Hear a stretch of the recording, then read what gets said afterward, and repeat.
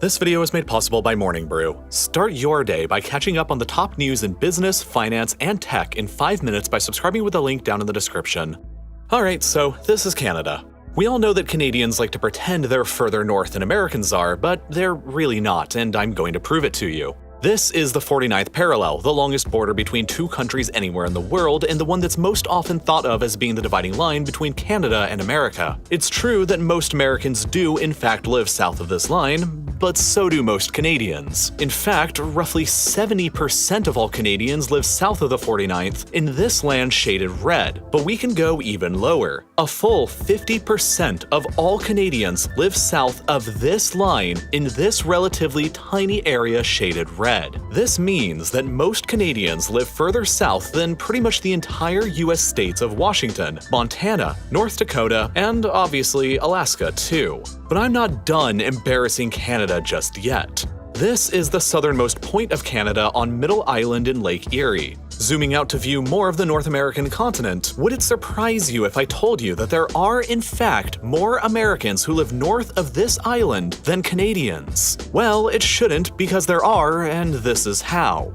Here's the line of latitude drawn precisely over Middle Island's southernmost location. Clearly, all of Canada exists above this line, but a surprising amount of the United States does as well, including this tiny sliver of California. If you're from California, you can legitimately claim that some of your state goes further north than Canada's southernmost point does. With the line this far south, though, a lot of America's largest urban areas exist above Canada's southernmost point, like the entirety of Oregon, Washington, Idaho, Montana, South Dakota, North Dakota, Minnesota, Wisconsin, Vermont, New Hampshire, Maine, Alaska, and most of Wyoming, Michigan, New York State, and Massachusetts. Added up together, this means that more Americans live north of Canada's southernmost point than Canadians do, which is kind of weird. In fact, approximately 80% of the entire Canadian population lives within just 100 miles of the United States border. But why? Canada is huge. Why do most Canadians live so close to the American border? Well, let's start off with the fact that despite being a continent-sized country that's roughly the same size as all of Europe, Canada's population is small. Europe's population is around 750 million, while the almost equivalently sized Canada has a population of only 38 million. That's less people than live in California, and about the same amount as people who live in Poland. 38 million people can't possibly settle densely across an area of this huge size. And they haven't. Instead, Canada's small population exists in faraway spread out pockets of population like Vancouver, Calgary, Edmonton, and most significantly, the dense urban and industrialized corridor here between Quebec City in the northeast and Windsor in the southwest. Half of Canada's entire population simply lives within this 700-mile stretch of land that includes Toronto, Ottawa, Montreal, and Quebec City. And it's all because of geography and history.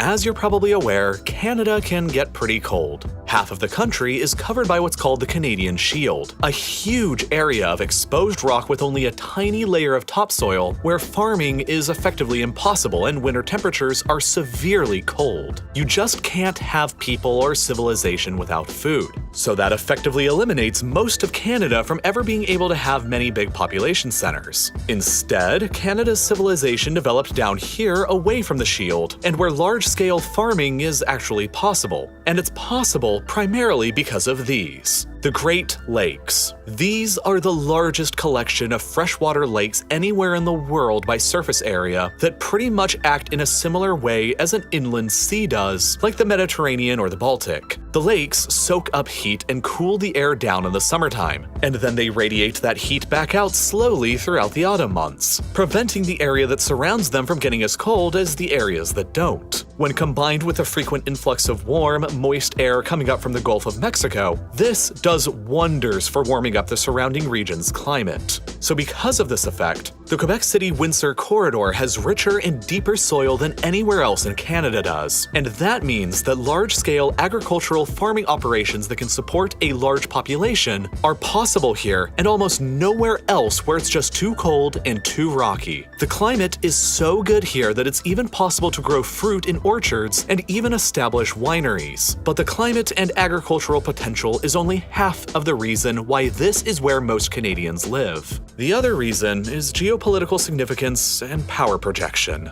This is the St. Lawrence River, and it's one of the most historically significant rivers in all of world history. It contains the world's largest estuary, and for most of the past 5 centuries was the only easy way for the Europeans to explore the North American interior. Historically, European ships from the Atlantic could enter into the St. Lawrence and sail down only as far south as the dangerous and impassable Lachine Rapids here, which is conveniently right where the city of Montreal happened to be developed and settled. For hundreds of years, Montreal was the primary port town on the St. Lawrence and the gateway to the North American interior for ships sailing in from the Atlantic. But over the centuries, humanity expanded upon nature's limitations. Eventually, in the early 19th century, the Canadians constructed the Lachine Canal across Montreal Island to bypass those dangerous rapids and, combined with a complex series of other canals and locks across the other various lakes and canals that culminated with the St. Lawrence Seaway being opened up in 1959,